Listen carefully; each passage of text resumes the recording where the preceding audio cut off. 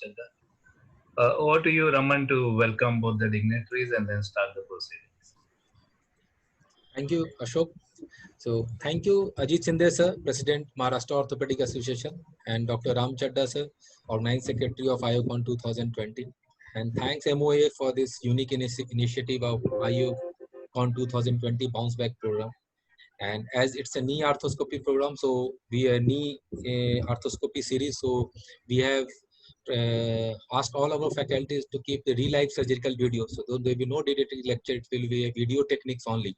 And after every lecture, we will have discussions of cases. We have our President of Indian Arthroscopy Society, Dr. Sarandu Samanto here, Dr. Nagraj Sethi. I'm secretary. I'm not the president. Sorry, Secretary of Indian Arthroscopy Society, Dr. Nagraj Sethi, a well-known arthroscopy surgeon in Mumbai, Dr. Mukesh Ladda from Nagpur, Dr. Bhupesh Karthik from Bangalore.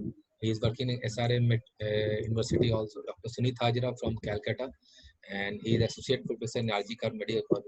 So without wasting time, I will start to the webinar with the first talk by Dr. Bhupesh Karthik, and he will be talking on arthroscopic ACL reconstruction with bone patellar tendon. Bhupesh, over to you, please. Thank you, Dr. Rajiv.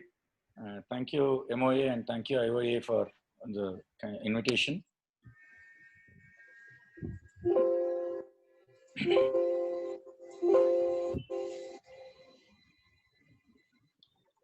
This will be a video talk on ACL reconstruction with bone tendon bone graft.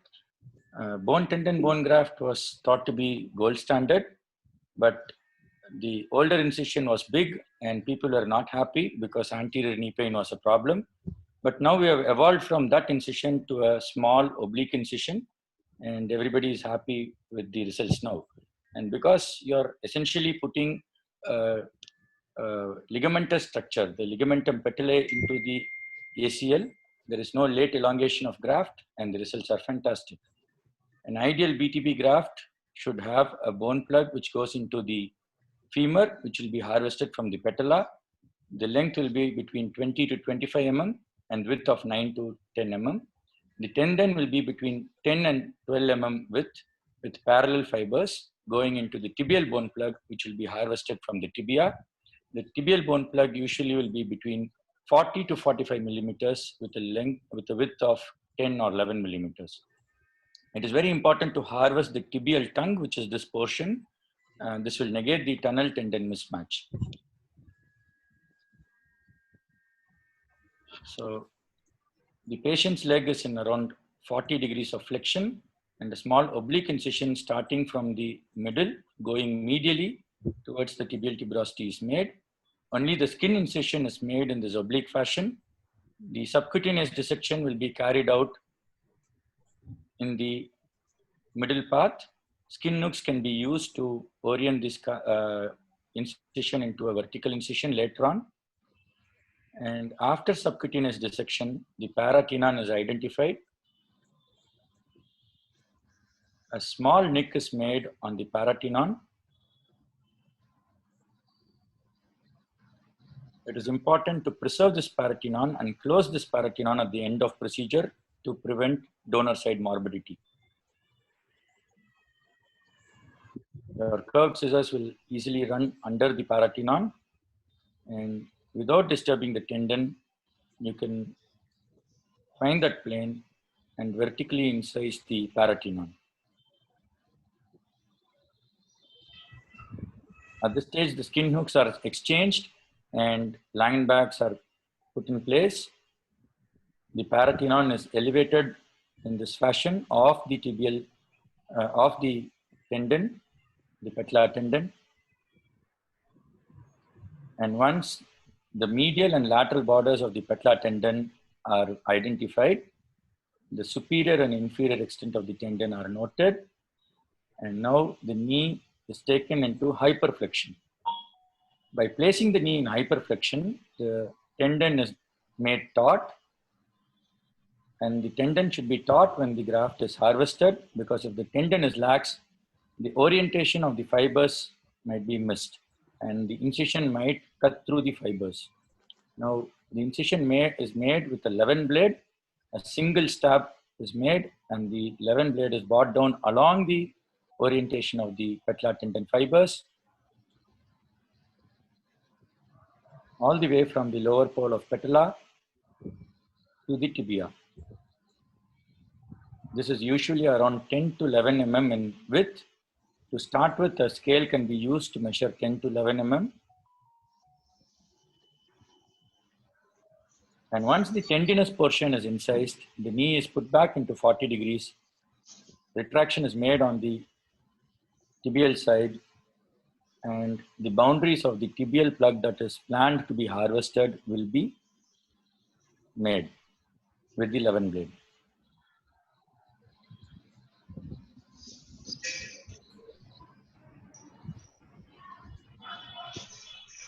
It is also important to pre-drill this bone plug with a 2 mm K wire, because it will help us to pass ethibond or fiber wire later on, and you need not pass these K wires after the plug is harvested.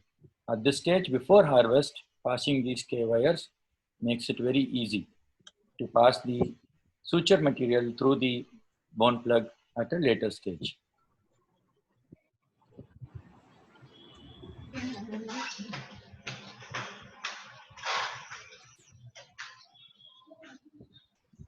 Three K-wire holes are made in the tibial plug. A small 25 into 10 millimeter oscillating saw is used to harvest the graft. It is important to use the small saw and not a bigger saw, because the width of this blade is also small. That will prevent post-operative donor side morbidity.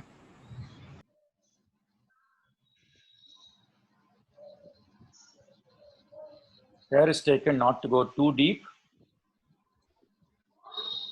and the angle of the cut to tibia is around 60 degrees. Once the boundaries of the tibial plug are made, the saw is used to cut through it. The osteotome is never used to hit it. It is just used to gently elevate the tibial bone plug from the tibia. A large coccus forceps is used to gently hold the graft, and the graft is gently pulled backward to elevate it off from the rest of the tibia. Multiple drill holes and osteotomes were used at the earlier stage, but now they are no more used.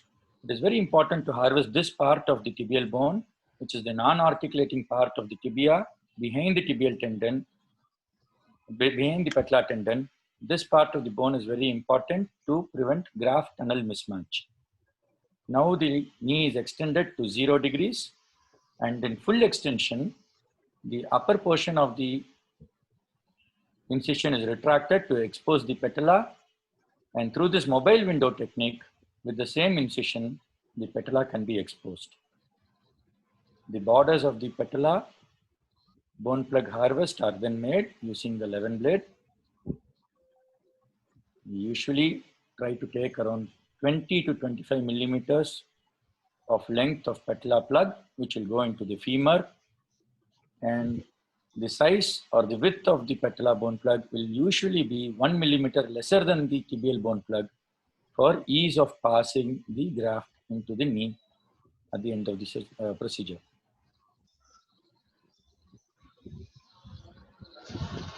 Similar to the tibia, the patellar drill hole is made prior to harvest of the bone plug.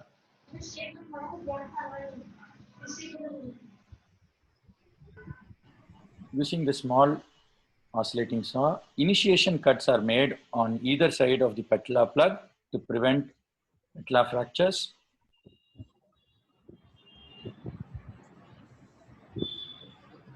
Once the initiation cuts are made on either side at 45-degree angle,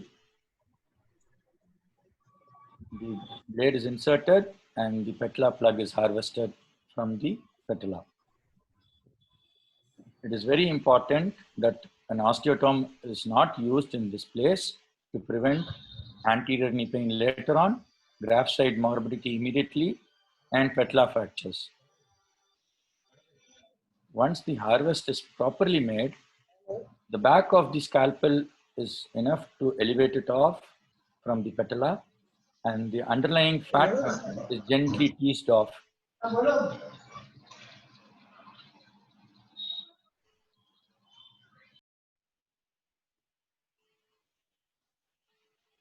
And in this mobile window technique, a 90 to 100 mm graft can be easily harvested without much morbidity. This graft was around 100 millimeters, and that is the tibial tongue, which is very important. Sizing it, we usually size the patella at around 10.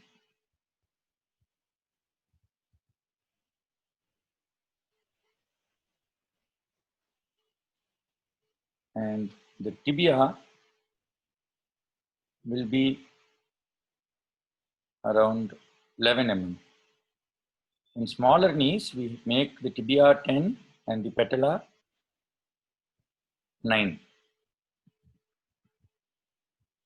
The tibial tunnel is made in the usual fashion, but we go a little more medially than the STG ACL. And the graft is passed with the cancellous surface facing upward. When a transportal technique is made, sometimes it will be difficult to pass a big bone plug into the femoral socket. So a loop technique is done. Transtibially, the plug is pulled into the knee, and then transportally, it is retrieved and pulled into the femur in this fashion.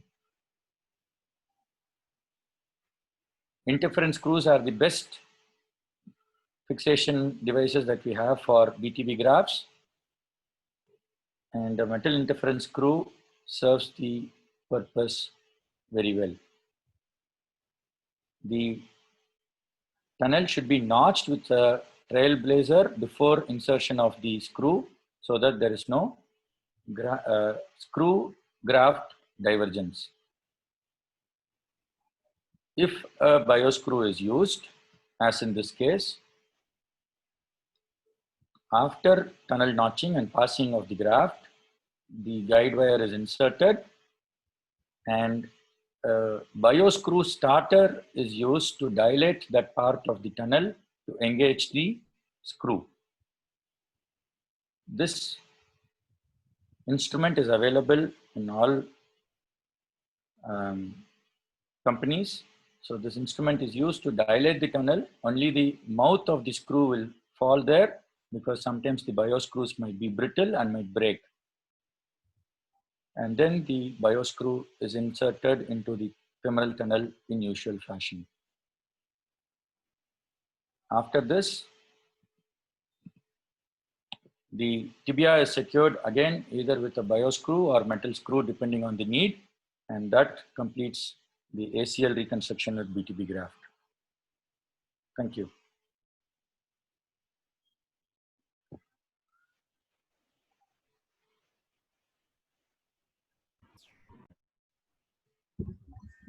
Thank you, Bhupesh. Thank you, Before Bhupesh. There was yes, that was a nice. yes, Anand, Yes, please. Rajiv, go ahead. Yeah. Because no, your thing was muted. That's why I was just interacting. Yeah. So it was a nice video, and you have explained, because the people, those who are not doing the bone tendon, only because probably they have been frightened about the how to harvest properly the bone tendon graft. So your video was really good, and you have taught every part how to take the bone tendon bone very carefully. Thank you. So before proceeding to question answer session, we are having some questions on YouTube.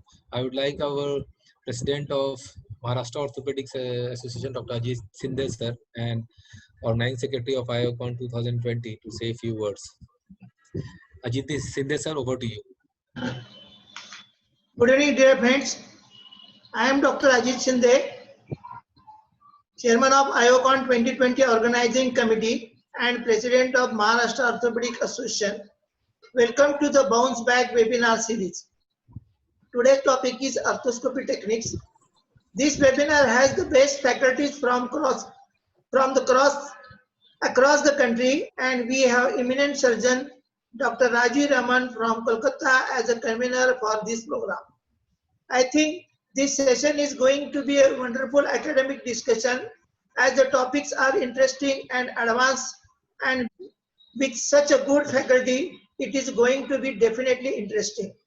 So after learning how to coexist with COVID in last few episodes, we are again back to academic topics. Friends, with this platform, we are providing a glimpse of academic events of IOCON. I appreciate devotion, dedication of faculties and my team in this period of crisis who has consistently given best webinars till date. As a chairman of IOCON organizing team, I assure you that we are completely confident and committed to conduct amazing IOCON.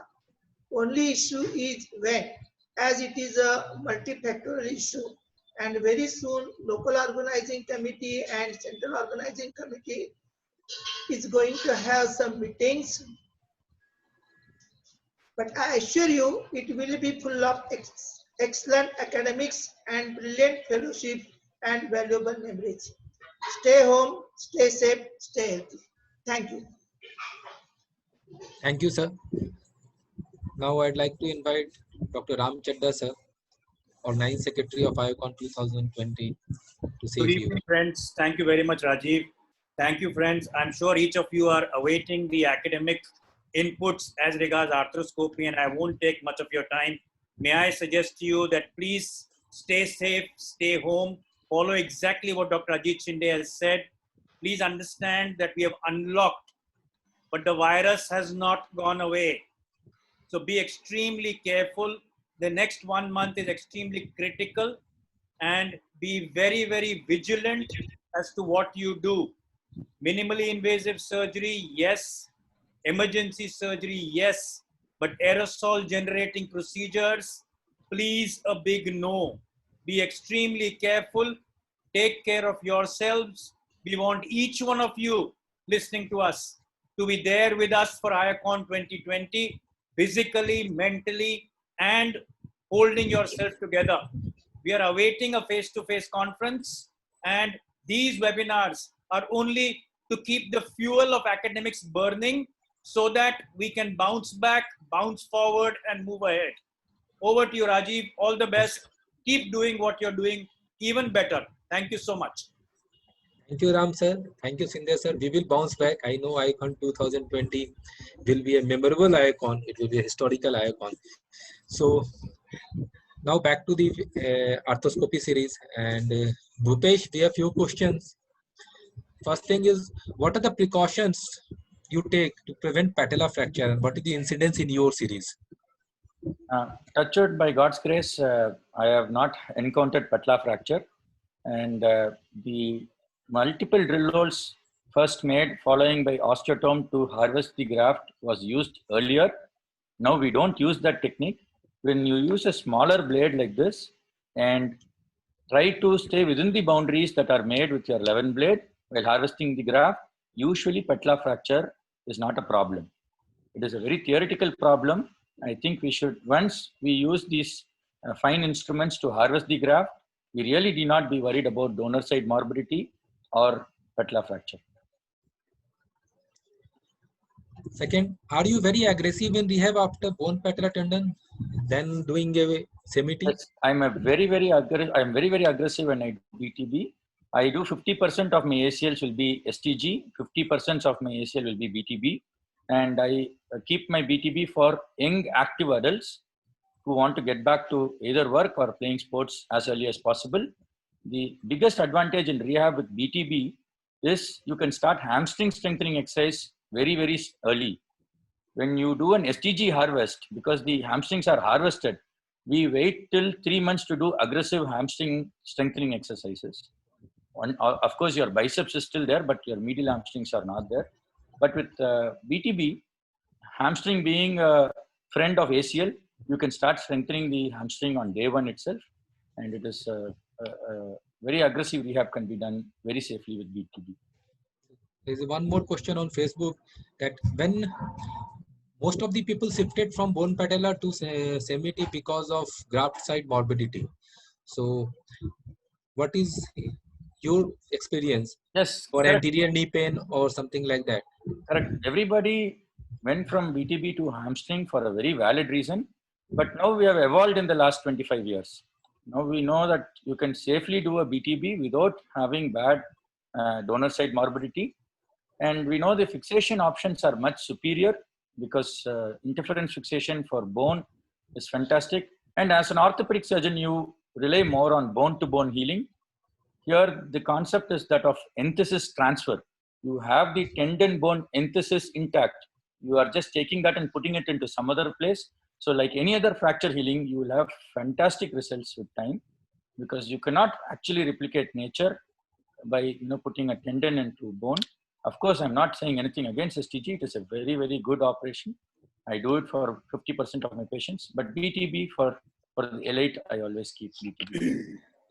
Any question from any of the panel? Sunita, Mukesh, Sarnendu sir? No, it was a very nice Yeah. demonstration itself. I think we can go with This our debate next. will never be solved. So I think, Sarnendu, you are ready with your presentation?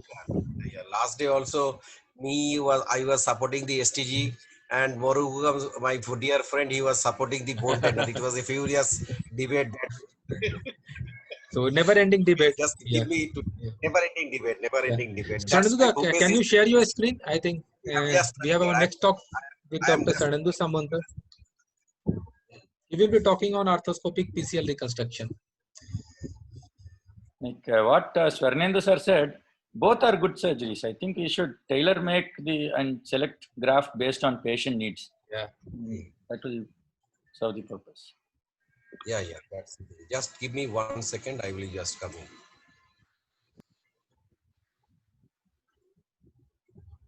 Is it visible, Rajiv? Yeah. Yes. Okay, so before the start of this case, I will just give you one thing because sometimes we may have to treat the isolated PCL injuries. Okay, the ACL is intact. Probably it might be having some of the meniscal issues, but isolated ACL, when it is not, the ACL is intact, then you have to modify your technique because sometimes the vision in the backside is not that great if you have the your ACL is intact. Okay. So in this case also, if you find this, the classic lax ACL sign is there and the PCL is torn. So we know and the I will just stop for a second, one time for 5-10 seconds. When we do the ACL or when we do the isolated PCL, I will recommend the viewers and the juniors that the portal for your isolated PCL is a bit different. It is very, very close, the anterolateral portal, which you are doing for the isolated PCL. It is very close to the tendon, patellar tendon, and also it is much high up than your ACL surgery. Because if you want to see the backside also, the portal should be a bit high up. And once you go to the backside, for your PCL injury, I will tell that if you go to the cadaver labs or also you go to your seniors, how to learn, you must learn how to do the posterior medial portal. Even sometimes for the posterior job, we are doing 2 portals on the posterior medial side. So the basic thing is that this is the spinal needle, how it goes. And once you understand how it goes inside, and the best technique is that you can switch off your light inside the OT and put your scope there and see the light and try to hit that light with your spinal needle. And so once you go there, it is very safe. Keeping the spinal needle, you can guide your knife, 11 knife, and also you can guide your switching stick over there. Then over that switching stick, you will pass the cannula. Okay. Sometimes for the PCL, you don't need 2 portals on the backside. If you are comfortable, once you learn, this is step-by-step surgery. Once you learn, suppose sometimes we are doing these 2 portals on the backside just for fixing of the PCL avulsion fractures. But I'm not going to that because if you put your scope on the backside, then you will be able to see the Sampen drop and also the popliteus tendon, and you can go really 15-20 millimeter down from your tibial edge. Because if you don't go and see if you don't see from the backside, you cannot see this beautifully, the whole PCL insertion. That is the beauty of the posteromedial portal. And once you see the whole PCL stump is already been taken by your fiber or by your saver, then only you put your jig from the front. and you have to go at least 15 to 20 millimeter down from your tibial surface. Otherwise, if you put on the, or because most of the time when you start doing, because this is the way how you can see your bead pin from the backside. Because if you see from the backside, the fear of injuring your great vessels are much less, because everything you are seeing from your screen. So this is the way how you put your bead pin on the backside. Then you can know that it is in the proper site. Then cover with your PCL curate, then you can drill safely. And this drill is very stop and start sort of. Never take the old bead pins with a bent, because if it is bent and before drilling with your drill, please check that your bead pin is smoothly going in the reamer. Because if it is not, if it is bent, it is not going into the reamer properly, then with your reaming that bead pin can advance. So these are the common mistakes. Probably you can pass in your ACL surgery, but it will be a problem for your PCL. Okay. So then the loop is passed. You know all the tricks how to pass the graft from the tibial, because the main problem is your tibial tunnel. Okay. So remember to see from the backside. It is never at the margin of the tibia. Then you can this is there. You can relay the graft. So this is the way how you do. Say, there are some debates. Last day, just 3-4 days back, there was a debate with me with Dr. Deepak Chaudhary sir, that whether the single bundle or the double bundle PCL is better. Okay. So if you do want to do the double bundle, you can go ahead. But primarily when you start doing, you can do with the single bundle.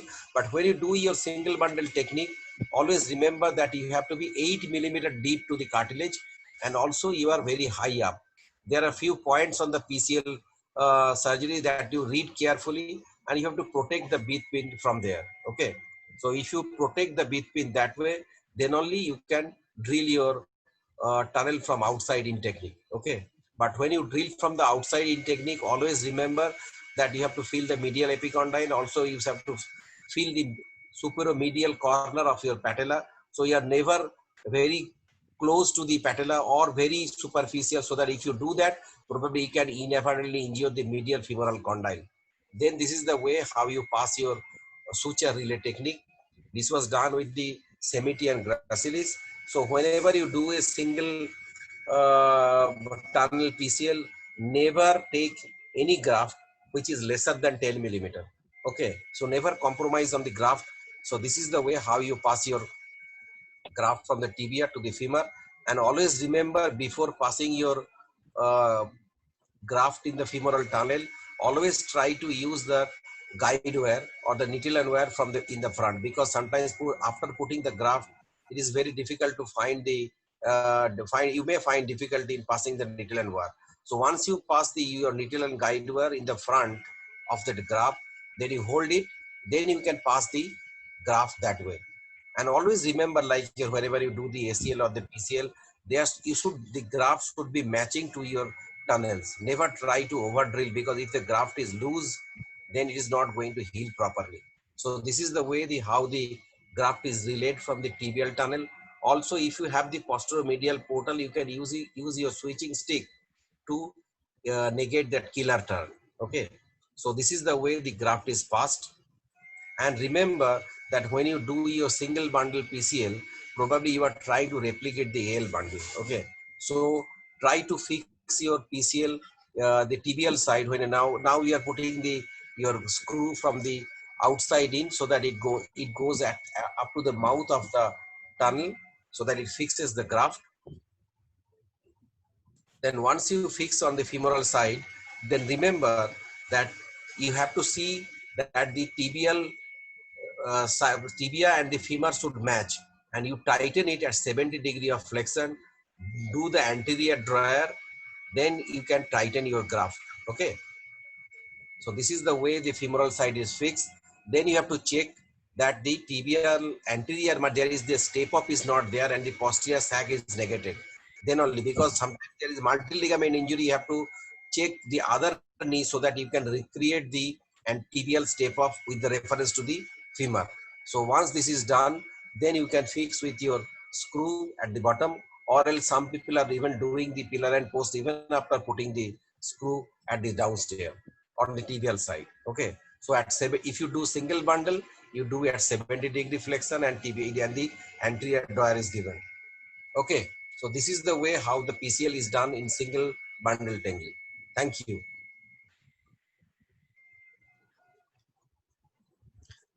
Thank you, Swarnendu, for excellent video demonstration. So there are 1 or 2 questions on YouTube.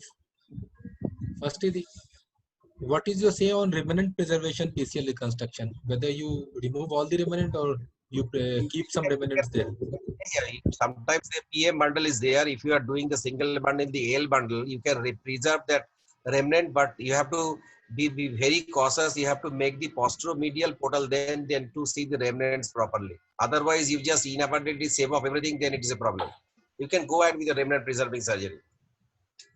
But when you do the single bundle, always try to recreate the AL bundle. Don't come very close and downstairs, because if you come down and low, then probably you will do the PM bundle and you will never negate the posterior drawer. How often do you save the septum?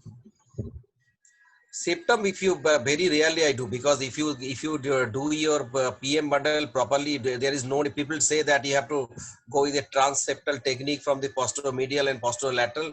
There is actually no need. If you do the if you see from the backside, you can jolly well see with your posteromedial. You don't need of taking care of the just taking down the septum. And one question is there on Facebook in Indian Orthopedic Research Group. So how down from the tibial joint line? Some people. Minimum, remember I am stressed, like I was told during the demonstration, it should be minimum is 15. When you start, it will never take at 10, because your graft size, I told you, it is never below 10. So if it is like 10 millimeter down from the tibial margin, when you drill 12 millimeter, your drill will come at the edge of the tibia. So if you do like that, the graft will gradually cut through the tibia from the backside. So never it should be below 15. And unless you do the posteromedial portal, you cannot see that even if you use the 70-degree scope, still you will not be able to see the backside, the Sampen drop or the popliteus. So never below 15 millimeter. And would you prefer any supplementary fixation or fixation? So over I the think side? Rajiv, that's the answer. Anything? Yeah, anything from panelists? Yes. Sunita, Mukesh. Yes, I told you that. Nice demo. Yes. Excellent demo, Swarnendu. I think we can go with our next talk with Dr. Nagraj Sethi. He will be talking on meniscus repair technique. So Nagraj, please share your screen. Yeah. Yeah. So thank you, Dr. Rajiv Raman. Thank you, Indian Orthopedic Association and Maharashtra Orthopedic Association for this invitation. Taking the wonderful presentations by Swarnendu and Bhupesh ahead, one important topic of meniscus repair, which I think especially for the youngsters is very important, because there is a lot of anxiety with regards cost and with regards the technical details. That's my profile as a dedicated arthroscopy surgeon. I practice in these hospitals in Mumbai. Just 2 or 3 important anatomical points. As far as the meniscus is concerned, we know there is a medial and a lateral. It's a fibrocartilaginous structure. The medial is larger as compared to the lateral meniscus. The intermeniscal ligament connects them in the front. The root of the menisci on the medial side, through the shiny white fibers, gets attached to the posteromedial tibia. And that's an important landmark in terms of not causing any iatrogenic injury in this area. The lateral meniscus root through the meniscofemoral ligaments, which is attached in front of the PCL and in the back of the PCL, like ligament of Humphrey and Risberg, make the lateral meniscus more mobile as compared to the medial meniscus, which is likely to get injured because of less mobility. As far as the vascularity is concerned, we know that the meniscus gets its vascularity from the geniculate plexus. Steve Arnoxy has talked about the perimeniscal capillary plexus. The importance is that from this capillary plexus, the vessels penetrate inside the meniscus up to its middle third only, making the inner third avascular. So the repair techniques are primarily reserved for the outer 2/3 of the meniscus. And therefore the zones have been described as red zone, red white zone, and white zone. So effectively the vascularity comes only up to the red white zone, and that is the take home message based on which the zones have been described. With this understanding, quickly going through the tear patterns, when the tear occurs along the axis of the collagen fibers, as in number one that has been pointed out, it's called a longitudinal tear. When the tear happens through and through the meniscus, it's called as a horizontal cleavage tear, as in number 2. When there is a flap tear, as in number 3, or also called as a parrot beak tear. When one of the portion of the meniscus buckets inside the knee, it's called as a bucket handle tear, as in number 4. And when the tear happens perpendicular to the collagen fibers, it's called as a radial tear, which is one of the most biomechanically devastating injuries to the knee. Quickly, a case scenario: a young male who's had an ACL injury and a locked knee because of a bucket handle meniscus tear. These are the classic MRI findings, the double PCL sign and the meniscus lodged in the notch. The actual image tells me that this is a reparable tear because the tear is coming from the outer healing vascular zone of the meniscus. And this is the classic tear pattern that we see. So the first thing is to assess the tear pattern. This is the bucket handle meniscus tear. I have selected this tear because this tear involves all the 3 repair techniques. That is the outside in, the inside out, and the all inside. Before your meniscus repair is starting, start with the pie crusting. I feel for the joint line. I take an 18 gauge needle and I start making multiple fenestrations just distal to the joint line. So not at the level of the joint line, just distal to the joint line, gentle valgus, multiple pie crusting fenestrations in the superficial MCL posterior portion, and that opens up the joint well. With this opening up, the meniscus, which is bucketed, can be reduced. And not only that, you can find out the exact zone of the meniscus. Like here, you can see that it's a zone 2, almost the red or almost like the red-white zone, which is amenable to repair. So that's the advantage of the pie crusting. Also, there is limited cartilage scuffing because there is adequate space and your sharp instruments will not damage the cartilage. Another important tip to remember is that all your devices should be placed perpendicular to the collagen fibers. Imagine that the collagen fibers are like noodles. The chopsticks are like the meniscus repair devices. If you go parallel to the noodles, you can never hold them firmly. And the same principle is applicable. If you go perpendicular to the noodles or the collagen fibers, you can hold them firmly. And that is the idea of always trying to take vertical mattress stitches. And that's the take home message. Wherever possible, take vertical mattress stitches. And that is going to be the most biomechanically strong construct. Before you start the meniscus repair, do the biological preparation with the diamond rasp. Initially do it on the capsular side, like how you saw. Then do it on the meniscal side. On the meniscal side, you do it both above and below the meniscus. You then take a small awl or a needle and make multiple vents inside the meniscus to stimulate that perimeniscal capillary plexus, which we saw, so that vasculature comes from the perimeniscal capillary plexus into your repair. With this biological preparation, with adequate amount of space being opened, we'll discuss the first technique, that's the outside in technique, which is suitable for tears all the way from the anterior horn up to the mid body. And it's a cost-effective technique, so everybody should be aware of this. There are special mender systems available, but you don't need them if there is a cost constraint. Basically, you need a loop, either of a simple Ethilon or of the stainless steel. The loop of Ethilon is cost effective, so you just take a number 1 Ethilon, pass it through an 18 gauge spinal needle and prepare a simple loop. And this is the technique. So this is the anterior portion of the medial meniscus. This is the right knee. The visualization is from the anterolateral portal. You come with your simple spinal needle, which doesn't have the loop above the meniscus. Give a counterforce with a hook probe. Come with the spinal needle with the 18 gauge loop through the meniscus. Pass the above needle inside this loop. Load the above needle with a number 0 fiber wire. Hold that fiber wire with a hemostat and retrieve it through the medial portal. So you have created the loop now. Withdraw both the needles and you will pass a vertical mattress stitch. So that's simply how you can take a stitch above. You can see there are 2 stitches which are passed. You can pass one more underneath. So you go alternating stitches above and below, and that's the outside in technique. Coming to the inside out technique, which has become my workhorse since almost more than a year now. And you can do the inside out repair all the way from the mid body, all the way up to the posterior horn and the root. And that's the area which is amenable to inside out repair. What we follow in this is that we take a safety incision, and I'll share my tips and tricks as to how you can take the safety incision. So this is again the right knee. The scope is in now the medial portal. The scope is in the anterolateral portal. Pie crusting is being done. After that, you shift the scope to the anteromedial portal, and the hook probe comes from the lateral portal. We are still visualizing the tear. So the hook probe is coming from the anterolateral portal. Push it into the posteromedial recess and drop the knee into 90-degree flexion. So this hook probe can be palpated when you are creating your posteromedial incision. Like in this case, it's the left knee. The hook probe is coming from the anterolateral portal. You can palpate it in the posteromedial corner and take a vertical incision. The landmarks for that are that skin, subcutaneous tissue. Once dissected, you'll see the fascia, and then you incise the sartorius fascia. You go in the interval between the posteromedial capsule at the back, the superficial MCL in front.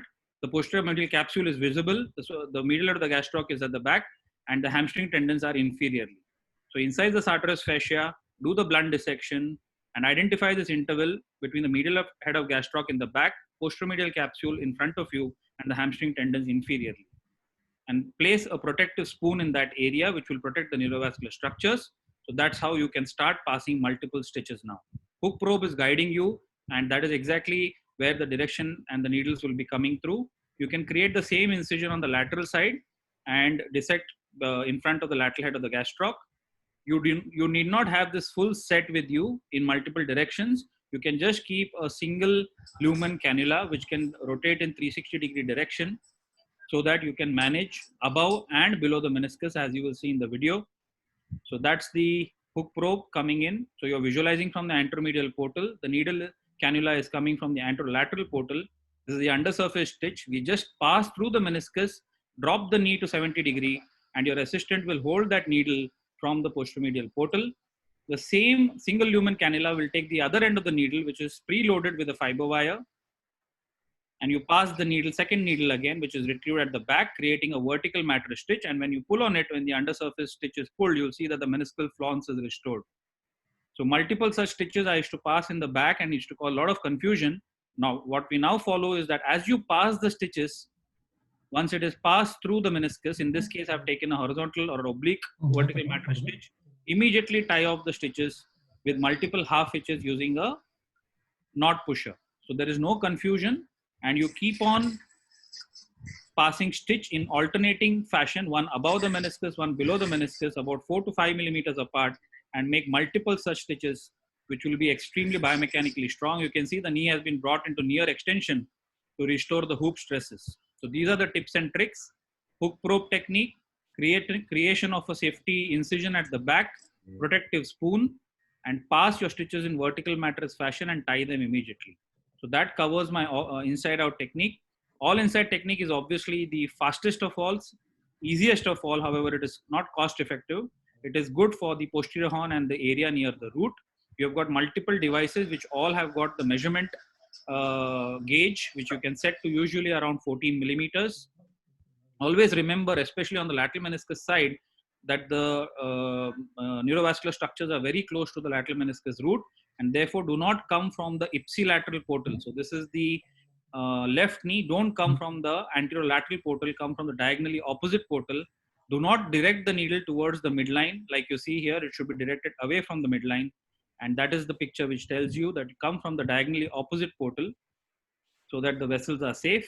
Always use a slotted cannula so you don't scuff the cartilage. That's a quick video of how we use these devices. So once you pass through the meniscus, there is a snapping mechanism. You can either use your thumb and index finger, or you can use a snap mechanism like this. Withdraw it back, pass it again, and then snap it back again. So that's a quick video. I reserve the all inside technique for stitches near the root only nowadays. Even this area is accessible to all inside out technique, but technically a bit demanding. And as you tighten it, the suture is shifted towards the second anchor, and you've completed a nice bucket handle meniscus repair with outside in front, inside out in the middle, and all inside at the back. This is the final appearance of another case of a left knee bucket handle meniscus tear.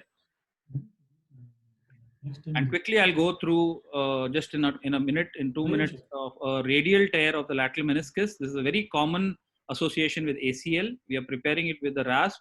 The principle that I just told come from the diagonally opposite portal. In this case, I'm coming through the trans patellar tendon portal, directed away from the midline. Use the hook probe like a counter force gently, and you can do a quick radial root repair.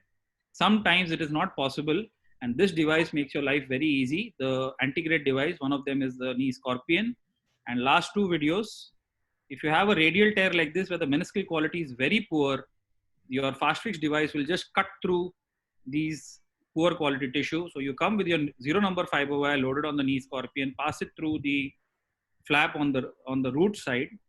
Now the lower part of the fiber wire, the lower stitch is retrieved and loaded onto the knee scorpion, and the upper stitch is retrieved into the transpatellar tendon portal. You pass the second stitch now through the lateral part of the flap. You then place a cannula in the anterolateral portal, retrieve both the sutures which are stationed in the transpatellar tendon portal into this cannula, and then you can tie a sliding knot, multiple half hitches. So poor quality tissue, flap, radial kind of tears, this is a boon for such tears, and that probably completes almost all the armamentarium you need to manage various type of meniscus tears.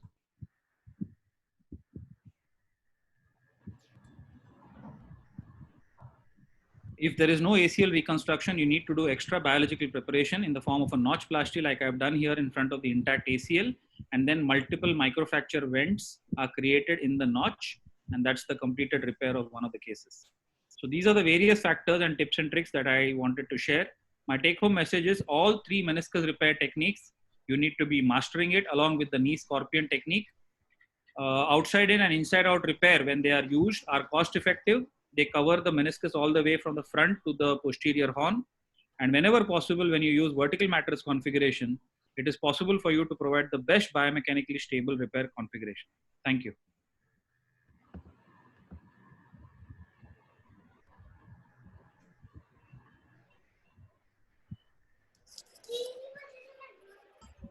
Video technique, and you have demonstrated all the 3 technique very well. So any question from panel? Sunita? Yeah. I think excellent video and techniques, Nagaraj. I think one question I would like to ask you that do you what is your rehab protocol, and is it varies with the pattern of tear or it's same for the most of the tears? I think that's a very valid doubt, Dr. Sunit. It is almost universal now in terms of non-weight bearing. I'm very, very conservative, irrespective of the tear pattern. Although it is known that longitudinal tears you can, and if it's a stable repair, you can start weight bearing early. I do not ask them to weight bear at least until 3 to 4 weeks. As far as range of motion is concerned, almost always they are starting knee bending as tolerated. So they reach 90° within 2 to 3 weeks. So these are the rough guidelines. So non-weight bearing for about 3-4 weeks, but usually no restriction on range of motion. And for the radial tear also same? I am slightly conservative with the radial tear. So radial tear near the lateral meniscus root, radial tear near, for example, the root tears, medial meniscus root tears, non-weight bearing for at least 5 to 6 weeks. Knee bending, almost the same, 90°, say about. So Nagaraj, you get 90° within 2 weeks, you mean to say? Yes, that is usually the guideline I give the physiotherapist, because if you know beyond 90°, there is translation and much more pressure on the meniscus. I usually avoid them to take 90 till 4 weeks. So you are right. Yes, you are right, Mukesh. Before I started relying heavily on the inside out stitches, whenever I have to rely on the all inside technique, we all agree that when we use these bulky devices, there's a lot of damage that you cause to the meniscus. However, after I've started using this inside out technique, it's a very nice biomechanically strong construct. So on table, when you're doing your reconstruction, you know that 0 to 90°, the meniscus repair has not moved even an inch. Agreed. My confidence is there on table itself, and therefore that is replicated in the post-operative period. You are right. You could always follow this if you have got a good physiotherapist who keeps mobilizing the patella and make sure that the knee is supple. Then it is okay. But you know, if you miss this patient in follow-up, if you wait for 4 weeks, sometimes they get stiff. Great. Nice demo. Thank you. Thank you. One more point, Nagaraj, I would like to highlight here. Do you repair the radial tear throughout from the medial, inside to completely outside, or do you trim the inner part, innermost avascular part, and repair the outer 2/3 vascular part mainly? So again, very good question. Now, if it's a radial tear through, let us say it's a radial tear through the mid body of a medial meniscus. I've had this couple of times. Never ever resect first. Always repair first and then resect. Because you'll be surprised when you start resecting, you'll be hardly left with any tissue, because this radial tears sometimes go all the way to the capsule. So you pass inside out stitches above the meniscus and below the meniscus. I've also had occasions where I've done the Laprade 2 tunnel technique, where you have done 2 tunnels and put a transosseous stitch additionally for such unstable tears. And then if you feel that the inner wide zone is very friable, then you reset, but do your repair first.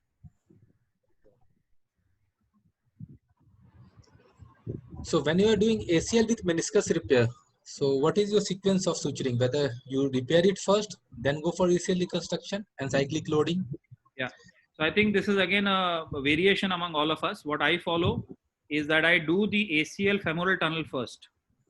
I then come to the meniscus repair. I do the pie crusting. I do the meniscus repair. Most of it is inside out, above and below, very strong construct. Hyperflexion is now completed. So whatever movement is now between 0 and 90 degree, finish the ACL graft, go back to your meniscus, have a look, and you will be surprised if you follow this. Almost always there is no change in the meniscus stability.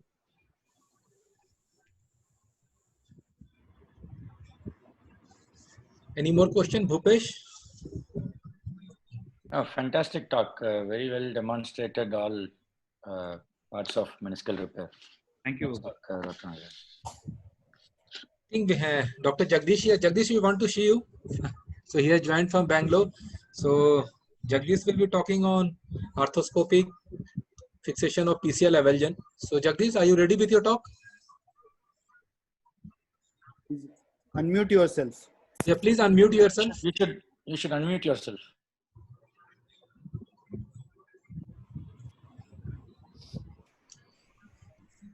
So radial tear, Nagaraj, whether you prefer repairing in acute, repairing it in acute scenario, or do you repair if you think a large radial tear is there, 6 weeks old radial tear, then also you prefer repairing those tears?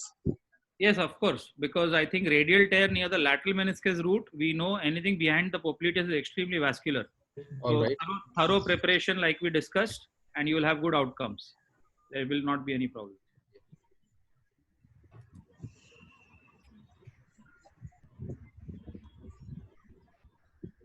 Yes, Jagdish, Yeah. you can make it in presentation mode, share it. Yes, yes. Good evening, everybody. Thank you. Little bit of delayed in joining this elite speakers with a good topic to come in. So we have given the topic of the PCL avulsion, the fracture fixation. It's a video presentation, and this I've got it's my own technique called is a Mohandas Jackson technique, which I'll be talking now. So this PCL avulsion, which daily we come across in our day-to-day practice, but it is not so not so common. But when we get in a PCL avulsion, we should know what are the methods of fixation and how to go about it, a good fixation. So when we get an X-ray, usually we immediately we jump into a CT scan to know whether what is the amount of a displacement is present in the avulsion, and what are the type of comminution is it present or not, and that's most important to know it about it. And why do you fix it? Okay, when usually you see that the literature, the PCL serves as a primary restraint to the posterior translation of the tibia or the femur. So in this, which is important, so that the secondary restraint to internal rotation, external rotation forces needs to be acted onto the knee. So if you leave it, what happens is the deficient knee, which so gradually as the day progresses, will lead to the cartilage, especially the femoral and patellofemoral degenerative changes can happen very early. So the treatment options lies down here. We have the 2 options, whether you should go for an open procedure or an arthroscopic procedure. Of course, an open procedure I've got to do when the bone is really chunked, a good piece of a bone to do it. And arthroscopic fixation is a different one, which which helps in a good early rehabilitation and then come the patient which are less morbidity. And how do we go about it? Just to decide about it. An X-ray, CT scan, MRI to know whether there is any associated injury is present or not. And when you see this, if you see an X-ray, commonly this is the one which shows that. That means that the avulsion should be more than 10 mm. Then only you can see this type of pictures in an X-ray, in the lateral view. And if you don't see that, then you have to think that it is not it is an undisplaced one. If you look at the classification, we have a type 1 to type 3, depending upon the amount of displacement from its attachments. You mean that is attached to usually 10 millimeter from the tibial the joint articular surface. So if it is above, that is, if it is coming to the articular surface, means that it is should be 10 millimeter displaced above. So 3D reconstruction helps us in planning the procedure, how it is, because many of the comminuted fracture fragments cannot be treated open by putting a screws, canceller screws. So MRI, of course, is important. I said, to know the associated injuries, which we can treat it at the same time when we are doing it and attachments of the PCL. So this is how it looks like that, but the PCL as such, the ligament as such is intact. So we need not be worried about it. We can definitely go for a directly PCL reattaching. So two classical procedures are there, which both from the Abbott and Carpenter, and then the Burks and Schaffer. It has got its own usefulness and disadvantages, which I'm not going to tell. And this is how usually the cancellers with the screws fixation is being done with an open procedure. And demanding to protect the neurovascular structure is really high in terms of when you do an open procedures. And when you do arthroscopic fixations, when you're planning it, when you do your plan, this is most important. The immediately or you need to wait for some time. But when you do it and immediately, it will be a lot of the extravasation of the fluid can happen into the cough area, so that your compartment can raise about it. So you have to wait for a time, at least a week, so that the soft tissues closes and your extravasation of the fluid will not be that much problematic.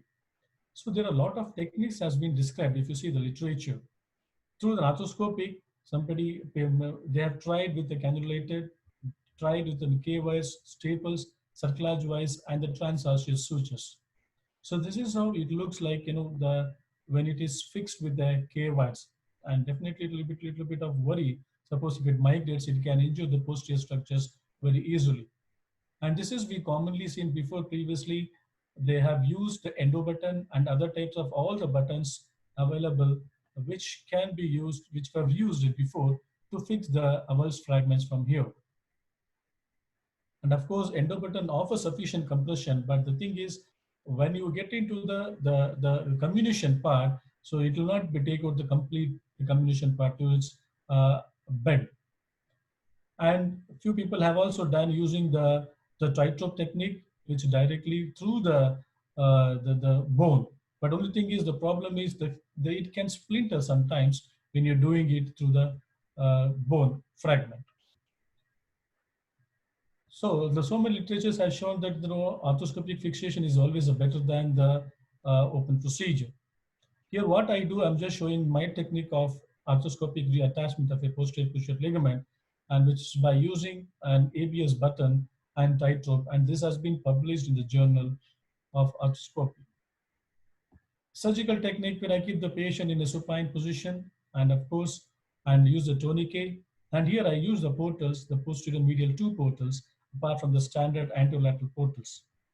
The two posterior portals are the superior and inferior portals. So this is the published one, the article. Yeah, sorry. So this is how you see it when we put our scope inside. So this is the lax. The lax is of an ACL is an indirect sign of how the ACL, the PCL can be detached from its attachment.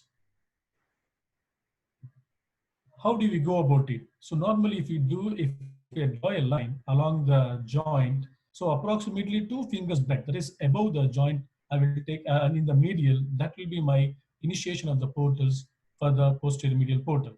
From here, I take it, so that comes exactly to the level of the joint, and then I'll go above. So there are other type of portals also were available, like posterior lateral portals, but the viewing from the posterior medial portal, that is from the superior portals, has got its own advantage, wherein you are close to it, and the visualization of complete of the anatomy is you can see about it. I'm going to show now.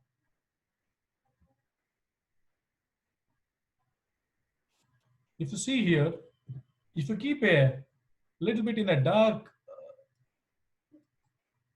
light, so you can see the fragment you can see the light which is there. And that will be the entry point, you know, where if the people, if you want to take the portals in the beginners can be helpful. So when you make the light dark, you can enter it very easily. And then you go about it a little bit above to take the second portal. And this portal has to be there exactly at the level of the joint. If you're going very close to the joint, you know, maneuvering the instruments will be a little bit of difficult.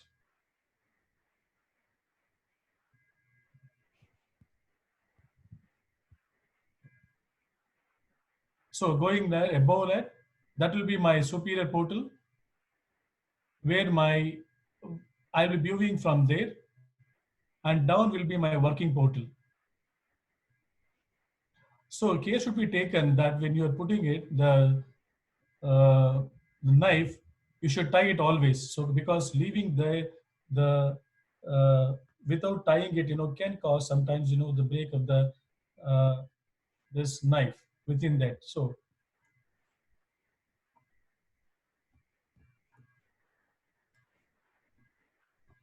just a minute. Yeah. I'm sorry. This is the one which a little bit of, you know, problem was there. I'm re-showing it.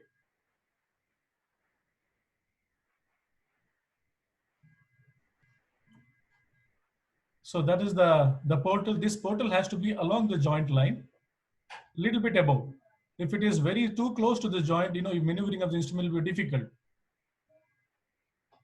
And second portal, there should be some gap between, so that when you put inside, you will have enough space to view from there, from the top. You know that viewing from the top is always, it gives a better picture. It's called a bird's eye view. Imagine if it is very close, definitely there will be a little problem. And you should not go back, or not, you should not go on almost to the midline here.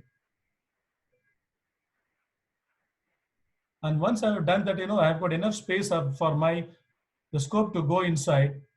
I'll put my Visinger rod and then exchange the sheath to inside.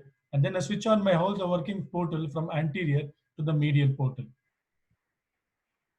So from here on, my almost working portal will be start from there if I want to enter posteriorly. So here is the one which we debride everything the anteriorly until you get into the posterior part. So this is, you should prepare first, so that the posterior capsule, you should not break it, or you should not get onto it. Always lie close to the bone so that you get enter in the capsule. And once if you've done that, then you are switching it to the posterior medial portal. Here you should always lie close to the PCL and to the bone, because in the beginning, in the acute cases, there will be adhesions which you will not be able to go in. So once if you are done that, I am viewing the portal from the superior portal. You can see that this is an avulsion fragment, avulsed one, and there is soft tissue attached. When I see that, there will be a little bit of movement of it's happening. So that shows that, you know, that is a PCL attached. And once if the soft tissue is a little bit of released with the RF radiofrequency supplies, we can see that there is a gap between the bone, between the bed and the avulsed fragment. So this is the avulsed fragment which I wanted to reattach. So when I lift it, when I take out all the soft tissue attachment, I will come to the bed. So preparation of the bed is very important. So soft tissues, all of the has to be taken out with either you can use a shaver, or I always use the RF, so that I will get a bed which is really the bleedy one and healthy.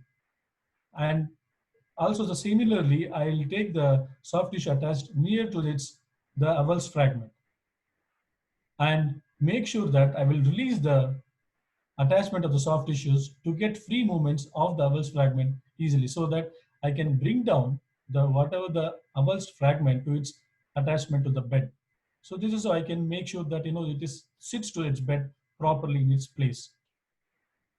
So once I make sure that that fragment is going to fit properly, I will take the PCL jig, the standard PCL jig, and about 12 millimeter from the down from the joint line, I'll bring it to make sure that it is at the bed.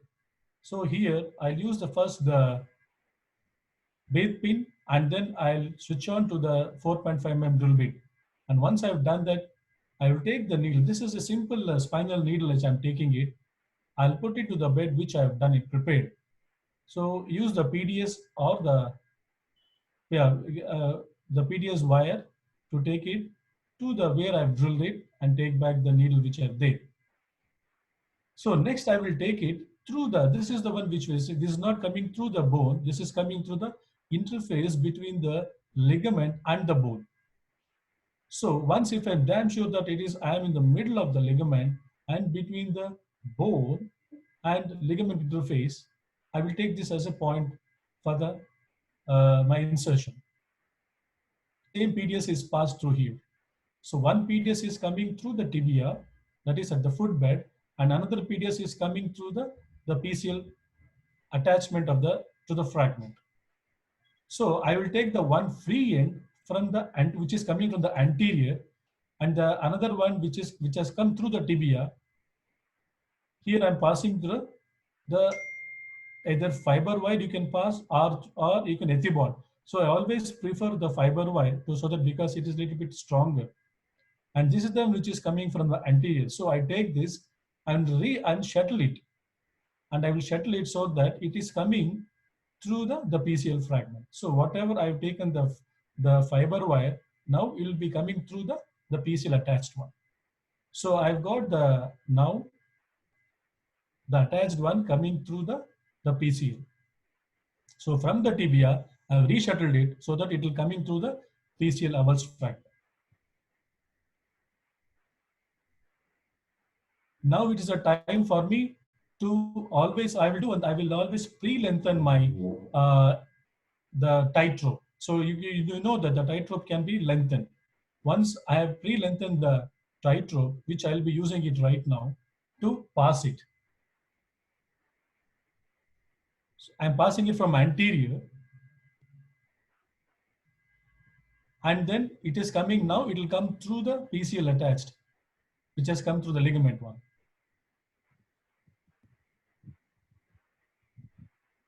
So my shuttled, the shuttled fiber wire will take the long thread of the tightrope from anterior to the medial portal. That is, I'm getting into the inferior medial portal. I'm viewing from the superior portal. This has come through the inferior portal. So one which is with the button is lying anteriorly in the tibia, and one the free of the tightrope is coming to the,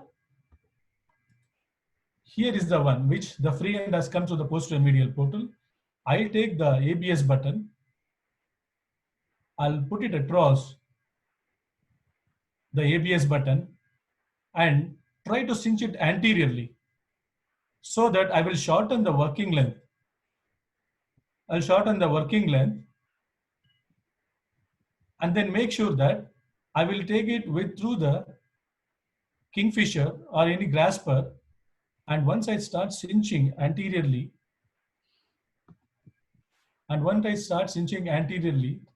it passes. And here you can make sure that wherever you wanted the ABS button to place it, you can place it.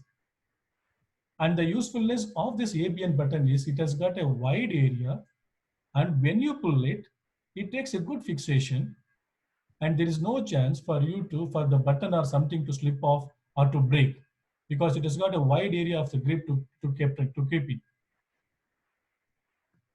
And I'll give an anterior drawer test and make the cinch from the anteriorly. So the button of the tightrope lies in the anteriorly, and the ABS button, which is taken from the posterior, is in the behind the PCL fragment. You can see that the posterior, this is the post-op X-ray, how the fragment is very well reduced and this lies on, looks like, it is lying free floating, but that this is completely inside, and there is it can never breach to the cortex of the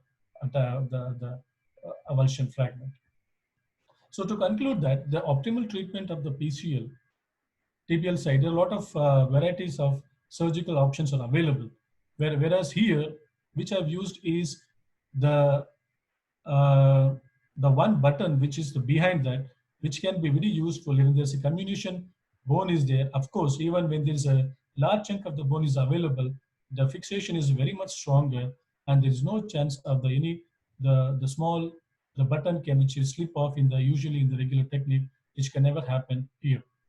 And there are definitely we need a long-term study to follow up how the fixation helps in.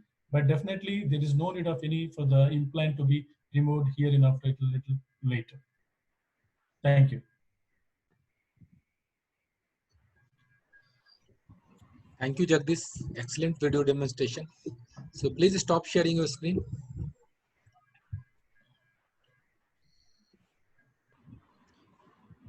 Any question from panel? Sunita, Nagraj, Mukesh. No, it was a good demo. I think it's very, very innovative, and I think the only question is if the fragment is comminuted or a smaller fragment, then also this is safe, or would you prefer any other technique? Yes, yes. Even if it is a comminuted, I have done the same technique, and it has helped because as I said, the catching of all the fragments is wide, bigger with the ABS button. So I'm really safe in that, which will never happen. So where do you put your ABS button? Over the tendon and over the bone, and just it is the interface between the bone and the ligament. And as I understood, so when you put a needle, when you put a needle from the anterior, we will feel the bone and the ligament. So when you feel the interface between, you can pass it. Of course, previously, we used to pass through the bone, so that sometimes, when you try to, harder, it can splinter. But here, when you're going interface between the bone and the ligament, so there is no chance of to get splinter. How early do you intervene, and what are the chances of arthroplasty? I do it within a week. And of course, arthroplasty do not happen to all the cases. It is only a few cases definitely we can expect. And when I do early, I usually start mobilizing a little bit early.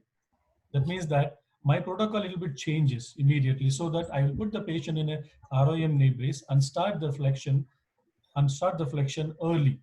That is, usually I'll pick up them 15 degrees in the beginning itself, and then move on to 30 degrees. And always I use the PCL, the knee braces.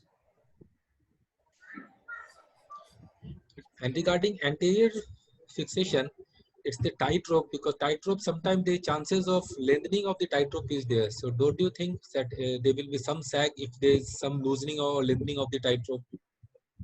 No. When both the tights is fixed, it is locked actually. It is simple, when you're locking it. So that is the times usually twice we do it. The PCL, when they're giving a drawer, posterior drawer, anterior drawer and testing, usually we do twice, so that when they, even though there is a slack, it comes back, it gets back to its position. Thank you, Jagdish, for excellent demo. I think this is a very new technique and very productive technique also. So we will go with our next talk with Dr. Sunit Hajra. Thank you. So he will be talking on arthroscopic reconstruction of the popliteus tendon, a very innovative technique. When the scenario where you have to reconstruct the popliteus isolated, it is how to reconstruct it with arthroscopic way. Sunita, over to you. Thank you, Rajiv, and the Bombay Orthopedic Society and IO8 on 2020. So I think I'm audible, is it? Yeah, you're audible, you are visible, please. Okay.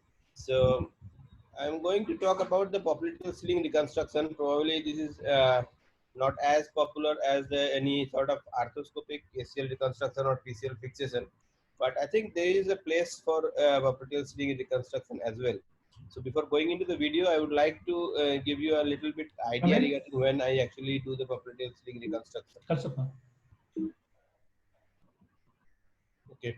So I think this is a just to give you indications of popliteal sling reconstruction. I think this is just an example. A 34-year-old male had a 6-month back trauma, and he had a difficulty in walking, and has complaints of subtle instability. And on examination, the posterior drawer was grade 3, and it was soft endpoint.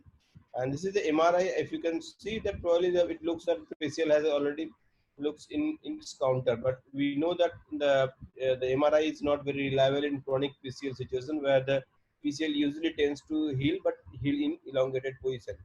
So in these sort of situations, it's very important to do a stress radiograph to exactly determine whether the PCL is what is the grade of the PCL injury. If you found that there's so much of posterior translation in this sort of situation, like I found in this patient, it's sure that this patient had a grade 3 injury. That means in addition to PCL, some sort of PLC, posterolateral corner injury is also there. And in dial test also there is an excessive external rotation at 30° as well as a 90°. But if you consider the posterolateral corner, as most of us usually treat the posterolateral corner as a single structure. That means whenever we diagnose that posterolateral corner is torn, we usually reconstruct the entire posterolateral corner. But sometimes you need to do the component repair as well, like the LCL alone or the popliteal sling alone. If you look into the actual classification of by the Fanelli, who has classified the posterolateral corner into 3 types, where in type A, if there is only increase in external rotation of tibia, then probably popliteus and popliteofibular ligament is only torn. And in type B, in addition to that, if you have slight varus laxity, then your LCL is also gone.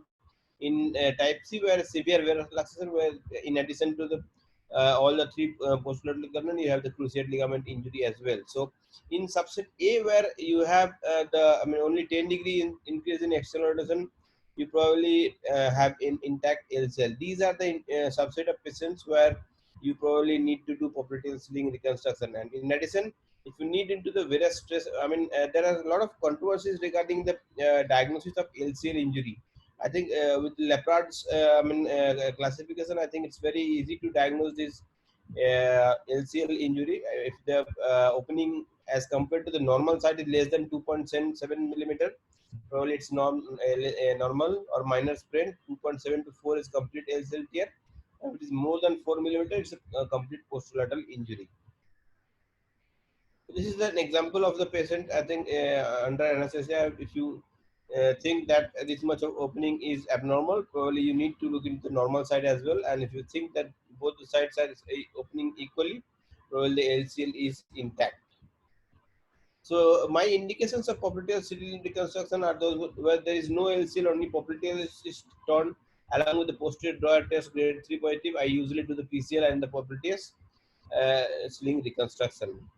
So in those with the PCL with the dial positive, where the rotational activity is there, and those with grade 3 PCL where the only some sort of horizontal component of the PLC is done, I usually do the PCL along with the popliteal sling reconstruction. I escape the complete reconstruction of the posterolateral corner. So this is a same patient. What I did was PCL reconstruction along with the popliteal sling reconstruction, as you can see from the tunnels.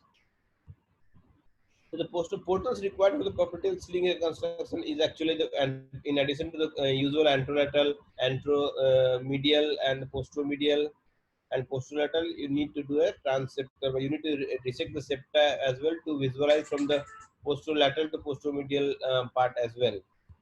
So I think this part is actually common to all the PCL reconstruction, or where the Swaranand Samanta has already shown. But I think I do extra in that sense that I usually do intercruciate, interval dissection as well as a transeptal portal, and do the posteromedial portal and the posterolateral portal. So many of the people for doing the PCL reconstruction also do the transeptal technique. So that is remains same in PCL reconstruction through the transeptal technique. So as you can see, the floppy ACL, and then you need to develop your intercruciate interval.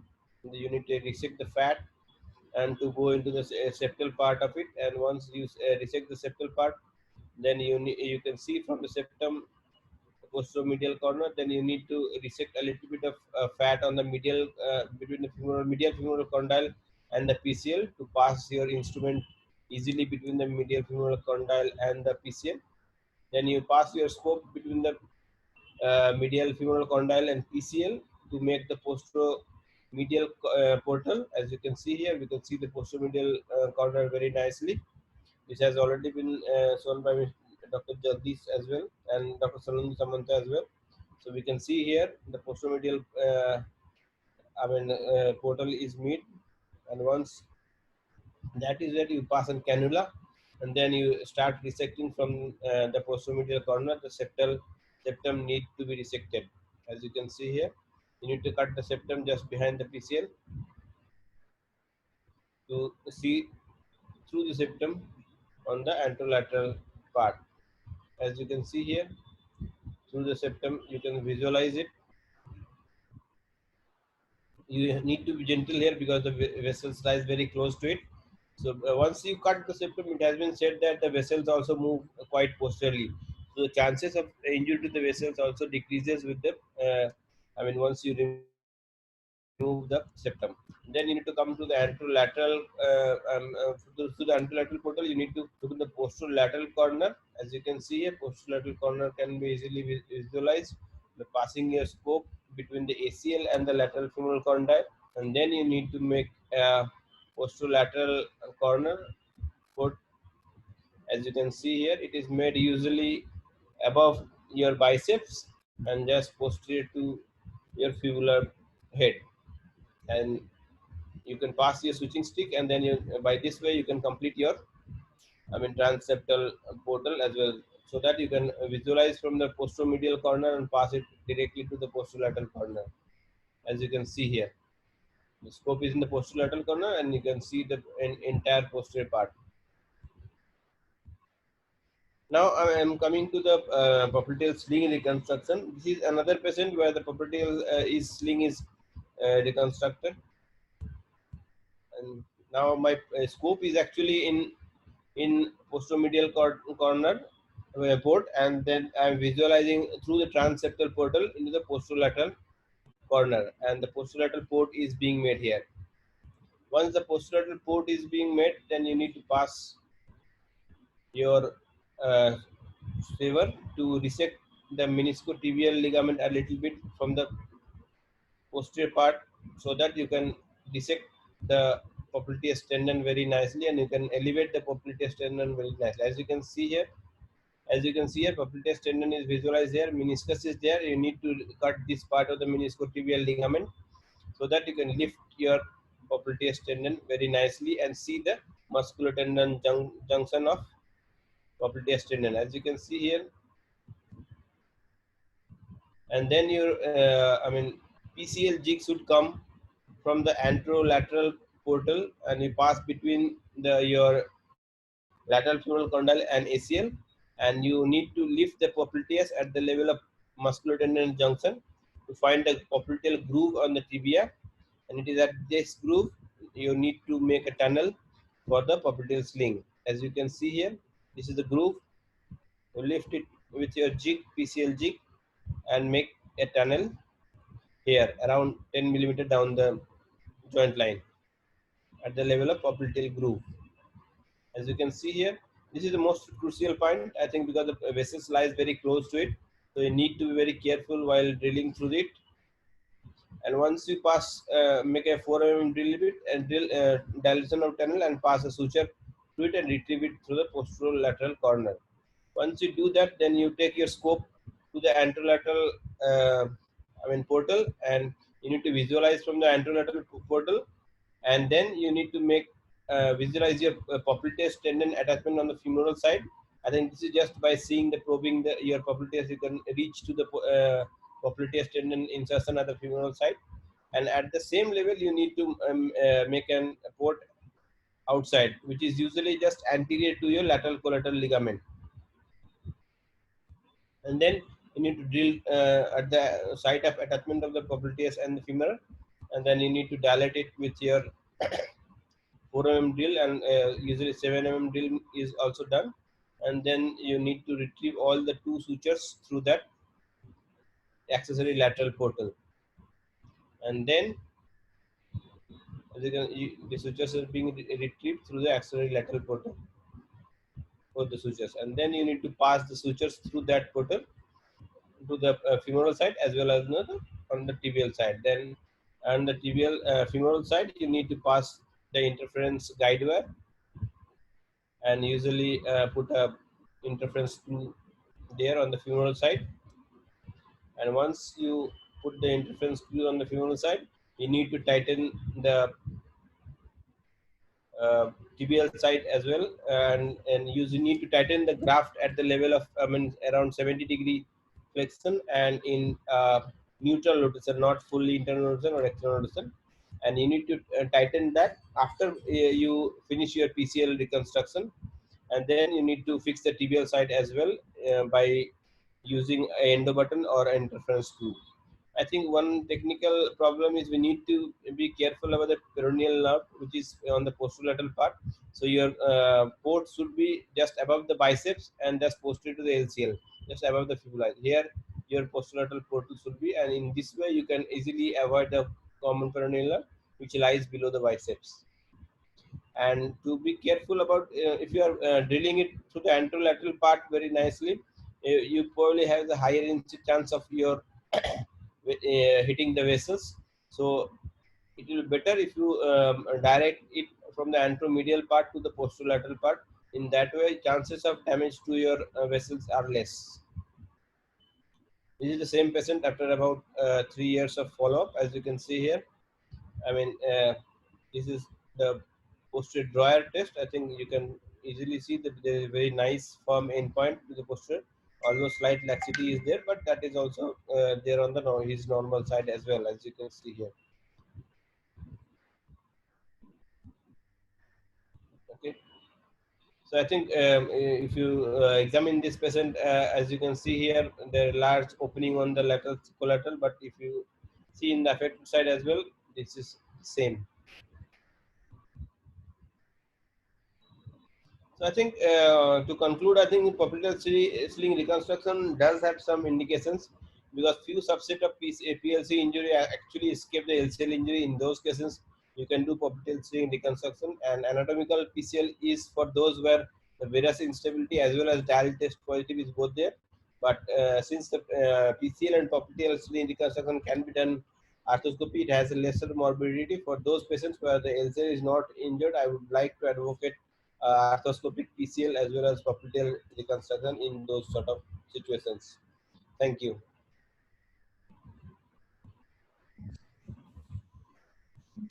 Thank you, Sunita. Please stop sharing your screen. Excellent video demonstration of a rare technique, not done by all. Any question from panel? Dr. Nagraj, Mukesh, Jagdish? Very rare to see this, only popliteal and no LCL injuries. You have to be very careful, I think, pre-op as well as intra-op decision. I think that will decide regarding whether you do only popliteus or both. That I already said. I think, yeah, you need to be very careful while judging your LCL injury. You need to do stress test. I think by doing the stress test, you probably would be able to diagnose your LCL injury in most of the cases.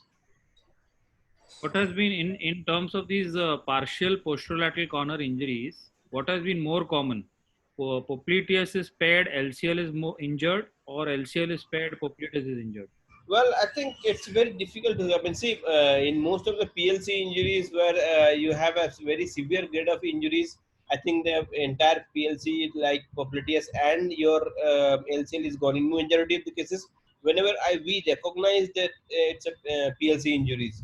But the problem is in grade 3 PCLs where you think that probably only the PCL is gone. In those sort of situations where you don't think about the PLC injury, probably the horizontal component of the PLC, which is actually preventing the posterior translation of tibia, those things are gone. Where you don't actually recognize that smaller component of the PLC is gone. So if you consider that incidence of popliteus alone in PLC injury, then you'll probably think that it's very less, because you will tend to pick up all those florid sort of PLC injuries where you can easily open the joints more than 5 millimeter or 10 millimeter. So those situations are different, but you need to pick up these subtle injuries where you think probably in addition to PCL something else is there. In those sort of situations, you will find quite often that probably the horizontal component of the PLC is also down. Your assessment is clinical, radiological, or clinical radiological? I think it's a majority. Popliteal sling is very difficult. Popliteal tendon tear is very difficult to diagnose by the MRI. If it is, chronic, then it's very difficult. I think it's mainly clinical. And whenever you are in doubt, I think you can substantiate with the stress X-ray. Jagdish, please unmute. Jagdish, please unmute yourself. Yes, good demonstration, Sunit Dazra. That's a good video. Yes, when you are trying to fixing, so how do you fix the popliteus? Yeah, I think in the first you need to fix the femoral side by doing the interference screw. Then you need to complete your PCL reconstruction completely, and then you need to pull the tibial side of the popliteus tendon, and you can fix it in the neutral position, not in the internal rotation or external rotation. Complete by doing the, either interference screw on the tibial side as well, or you can use the disc as well. So you always fix it in neutral position. Yes. You try to fix in neutral position. Yeah. So there's a question on YouTube. So what should be the minimum diameter and length of the graft for popliteal sling? Yeah, I think I usually tend to prefer. Usually double the semi-T. I think it usually comes out to be 4.5 to 5 mm diameter, not more than that. And length? Length is usually, if you double the semi-T, it's more than enough. Usually, I think what is required is maybe around 10 centimeter is required. But I think it's you tend to pick up the semi-T around around 28 to 30. So the length is usually, most of the time, it's excess. Maybe 15 centimeter length if you double it. Thank you, Sunita, for excellent demonstration. I think now we have a last talk by Dr. Mukesh Ladda. And please share your screen, Mukesh. Is it visible? Yeah. So thanks, Visible? Dr. Rajiv. May I go ahead? Thanks, Dr. Rajiv Raman, the IOCON team and Maharashtra Orthopedic Association for giving this opportunity. After going through all the talks and the nice video demonstration, the whole aim of presenting this real-life video is to go through the thought process of the complex knee injuries, which we are nowadays facing quite frequently because of high demand of the patient and more expertise we are gaining in our surgical skill and understanding of the pathologies. So this is a 34-year-old software engineer from US, basically Indo-American. I've shifted to US since last 6-7 years. He regularly plays football in the weekends and is a fitness enthusiast, wants to run, gym and play. Had injury to his knee 1 year ago, was treated conservatively there, but still not happy and complain of pain and subtle instability, but pain is predominantly there. Clinically, there is medial joint line tenderness, posterior drawer positive. Dial test was negative, varus valgus stress was negative, no McMurray's full ROM and alignment was normal. The X-ray here is single leg weight bearing AP view and the lateral view, which shows some reduction in the medial joint space, but no obvious arthritic changes. Went ahead and did his MRI, which shows that there is a posterior horn medial meniscus root tear, as well as there is some PCL fibers are not that clear, but PCL injuries are mainly clinical diagnosis. The ACL is intact, and you can see subtle subchondral cyst on the medial femoral condyle with bit amount of cartilage loss. So with this patient having PCL, chronic PCL, posterior medial meniscus root tear with some cartilage, it's always advisable to have a standing scanogram and to know the alignment of the limb, which was quite normal here. Even MLDFA and MPTA were normal, but joint line congruence angle was less than 2 mm, which 2 degree, which indicates that we are dealing with some chondral damage, either on the femur or the tibia, but no extra-articular deformities. So with all this thought process, I went ahead and told patient that he needs arthroscopic PCL reconstruction, root repair, and some management of the chondral defect. Depending on the size, it may be microfracture chondroplasty, mosaicplasty, or BMAC, as I kept it ready. So the first step is evaluation and anesthesia and diagnostic arthroscopy. As you see, there is a classical posterior sag sign positive, as well as you can see the sloppy ACL sign. which indicates that's a chronic PCL insufficiency. That's the amount of chondral damage on the medial femoral condyle, a very big amount chondral damage extending from anterior to posterior and distal. Secondary signs of chronic PCL injury, some chondral injury on the patella grade 2 is also seen there. The anterior and the mid part of the medial meniscus looks to be intact. The tibial cartilage was normal. And through Gilchrist view, you can see that there is a posterior horn, medial meniscus root tear, and that intact white shiny fibers are there. So with this, the process starts. I always prefer to take peroneus longus as my preferred graft for isolated PCL reconstruction. For a few reasons, you have a long graft and a thick graft. I do single bundle remnant preserving PCL reconstruction. So in that you need to have really 9.5 to 10 mm diameter, which you can easily get with peroneus longus tendon. I do inside out femoral drilling technique. For this, your viewing portal should be high anterolateral portal. The low anterolateral portal is your working portal. Be careful while doing that. Do not damage the anterior horn of lateral meniscus as well as the cartilage on the lateral femoral condyle. The tunnel should be as high as possible in the roof and as close to the cartilage as possible, as you see here. I always prefer to remove the soft tissues around the tunnel mouth, because the healing takes place at the aperture and not in the tunnel, and try to preserve the posteromedial bundle as much as possible. The next step is to create a window between ACL and PCL, and I remove the septum for two reasons. Because as soon as you remove the septum, the capsule falls back and you have enough space to work, and the soft tissue neurovascular bundles are preserved. I do only posteromedial single portal, which is as high as possible, because you need to have that oblique trajectory to clean the posterior footprint, the footprint on the tibia. The one important technical tip here: keep the mouth of your shaver towards the bone and not towards the capsule to prevent neurovascular damage. Once you finish cleaning, you can clearly see the footprint of the tibia of the PCL on the posterior aspect of the tibia. The champagne glass is clearly visible. That's the meniscofemoral ligament, and that's the way you should visualize from the posteromedial portal. The next step is to pass your PCL guide, tibial guide, from the anteromedial portal between the two cruciate, and see that you are parallel to the tibial plateau and minimum 15 to 18 millimeters below it, and slightly lateral to the footprint, and see that you are quite below. If you are quite proximal, you are likely to damage the posterior horn of medial meniscus. One more technical tip to prevent neurovascular bundle is see that the tip of your bead pin is fixed at 4.5 centimeter, because the tibial diameter, anteroposterior thickness, is rarely beyond 5.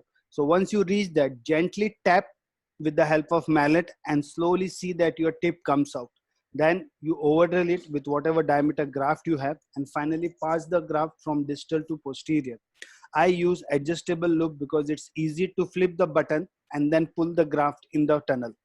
So that's the view from the posteromedial portal, and you see how the graft beautifully sits and way posterior and inferior from the tibial plateau. And as soon as you tight it on the tibia, the slackness of the ACL goes. And that's the single bundle PCL reconstruction in this case. So in this case, I fixed the PCL femoral side first and left the tibial fixation. Went ahead, the next step is to see the reducibility of the posterior horn of medial meniscus. It was getting reduced not to the anatomical level, but little medial to it, being a chronic 1-year-old injury. So the steps involved in this is, first you do MCL pie crusting, nicely shown by Nagraj how to do it, so that you open the joint space and do minimum damage to your cartilage. Then once you open the medial joint space, you assess the reducibility of the meniscus. Then you see the footprint and prepare the footprint by removing the cartilage. Use various jigs which are available from various companies, or you can use your simple ACL jig also to make the entry. And that's the point where you see. And once you see the footprint should be prepared well, the way you do in your cuff repairs, as you see in this video. So that, and then you take a bite with the, either you take a single bite or double bite depending on the quality of the tissue. So I have started using tapes which gives a broader surface and contact area. So this, the same patient, that was the different patient, just to show the footprint preparation. So same patient here, I have used inside out femoral tibial drilling method, fixed it anteriorly, and that's the PCL fixation.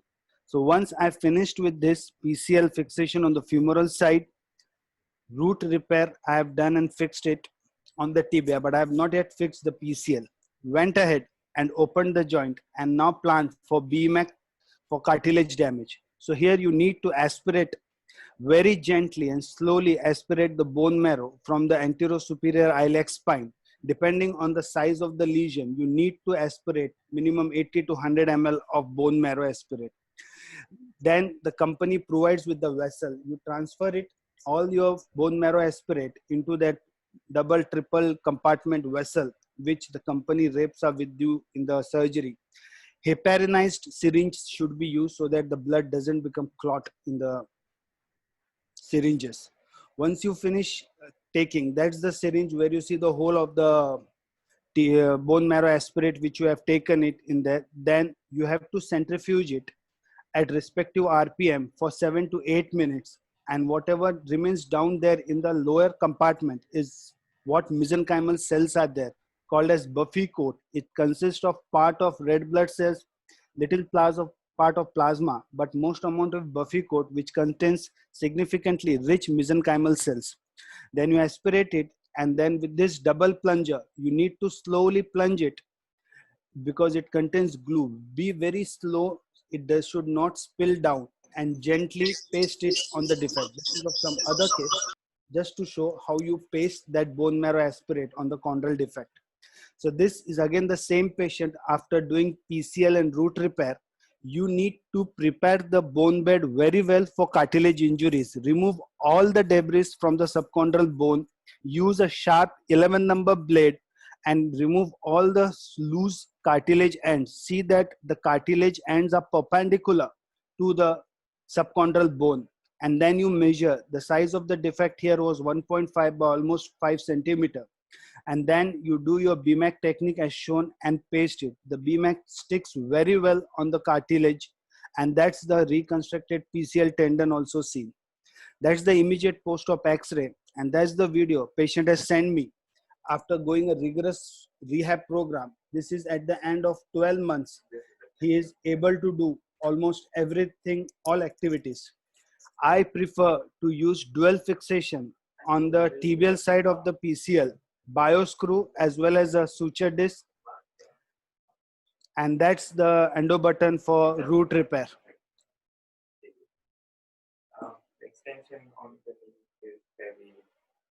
The rehab protocol is very slow in such patients. Strict non-weight bearing for 2 months. Knee flexion starts immediately but slowly, and strengthening exercises after 3 months. Normal weight bearing after 2 months. Any hopping and everything like this after 6 to 8 months. The hardest exercise right now is Thank you.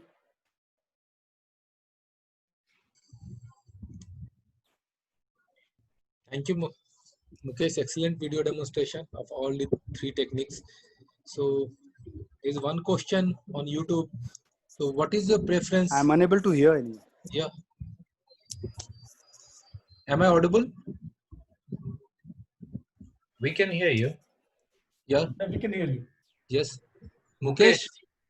Raju bhai, I am unable to hear you. Oh. So I think there's some issue with you, with your... Yeah, able to hear you now. Yeah. No. So any question from panel? Nagraj, Sunita, Jagdish? I think Mukesh, excellent demonstration, because I think you have shown a combination of arthroscopy and arthrotomy, which is very, very rare for us to do. The only probably question to you is, this patient presented to you with pain, and obviously the alignment you have well assessed, everything was fine. So probably it was a chronic root tear which led to the degeneration in the cartilage. I agree to you.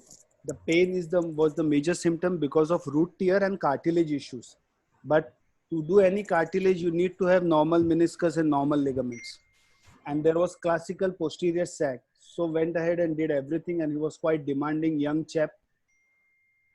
So excellent. So my question to you was the cartilage injury. Before you decided to do the procedure of BMAC, Mhm. if you had to grade the cartilage injury, what was the grade? Outer bridge, what was the grade of the injury? Between 3 to 4. On MRI, there was subchondral cyst, but I didn't expect that big injury. But in the back of the mind, I don't know. I always keep a BMAC kit whenever I plan to do. So when I did the diagnostic scopy and show you, it was a very big lesion to be done by microfracture or mosaic plasty. Mosaic plasty would have done, but that would have been more morbid procedure because already there were patellofemoral changes. So BMAC was kept ready before planning, because assessment, I think in this chronic cases, you really need to pre-op assess very well and explain the patient details about everything. Yes. Excellent outcome. Thanks, Very Sam. nice. Yeah, excellent, Mukesh. Thanks, Jay. So any other thought you had before, apart from the BMAC in this case? Because when we see this type of, the cartilage where any other thought you would have done it? Patient wanted one-step surgery. I discussed with him regarding ACI, and being from US, he had searched everything on net, and finally he only told me, "Doc, we go with BMAC." So, Jagdish, what is your preference over BMAC and ACI? Because Yeah, I for to be this thing and all, but this type of the cartilage, I do not usually go for a BMAC. Okay. Usually, I better the make it as a stage procedure, because especially the PCL with this injury of the root. So rather than the weight bearing has to be a little bit of changed. The axis has to be a little bit, definitely should be altered. And yeah, probably that is my belief, and I do not know other panelists how they think about it. And the BMAC as such, I'll keep it as a very, very very few cases only. Occasionally, if the lesion is very small and where I can bring out thing with the other thing which I cannot able to get into it, then only I can take the BMAC. Otherwise, I'll go for a STO. one advantage is it's a single stage procedure. The only Yes. advantage that is single stage procedure. Yes, yes. Yeah. And Mukesh, whether you how do you manage your tunnel when you are doing a root repair with an PCL? So do you modify your tunnel of PCL or you? Not much, because if you see, the PCL tunnel is quite distal and posterior, while the root repair tunnel is quite little proximal and anterior on the tibial plateau. So actually they are parallel in the sagittal cut. So it doesn't come in the way.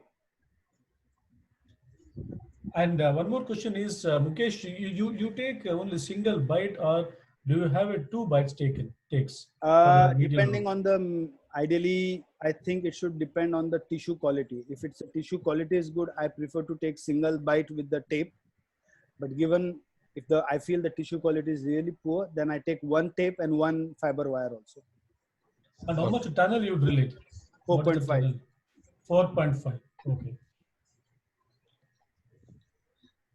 I think excellent video demonstration by all the faculty, and Ashok is just giving signal to end the show right now.